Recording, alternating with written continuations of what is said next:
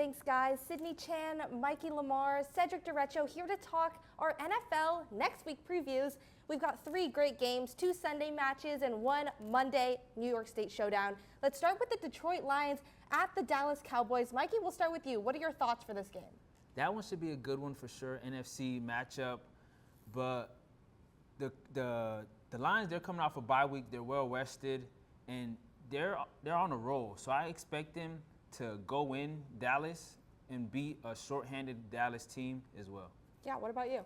I have the same thing. I have the Lions winning in Dallas. Again, as Mikey said, they are well rested. The big question here is can the Cowboys' rush defense stop Jahmyr Gibbs and David Montgomery? I say no. Give me the Lions. I mean, I agree. I'm going to go with the Lions as well. I think going off of the Cowboys' last week game, yeah, the Lions did have a bye. The Cowboys did end up winning, but just barely. They just beat the Steelers 20-17, and they're also having some key injuries with their wide receiver, Brandon Cooks.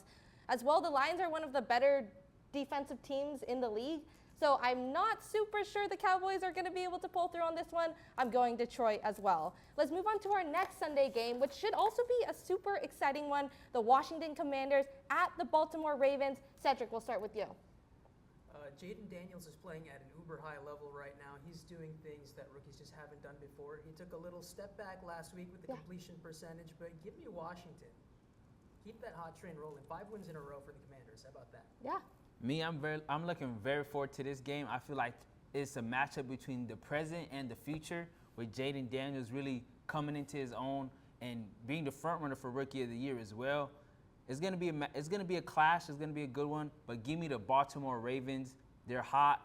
They're in a must-win situation, fighting for the AFC to get back to the top. I like the Ravens to win this one. Okay, I'm gonna have to go with Cedric. I got the Commanders as well. I think.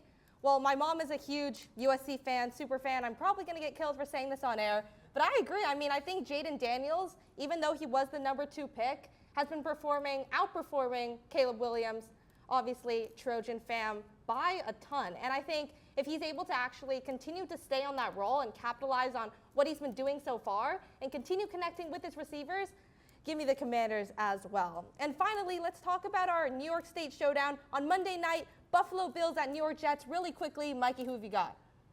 I got the Jets. I just think with the firing, I think that was needed. I think Salah had to get out of there. And I think they're going to just have a revamped team. Yeah. And they're home as well, I believe. So give me the Jets. For sure. I'm going to have to disagree with Mikey again. Give me the Bills in this one. Sean McDermott is on the hot seat, especially with that clock management last week in Houston.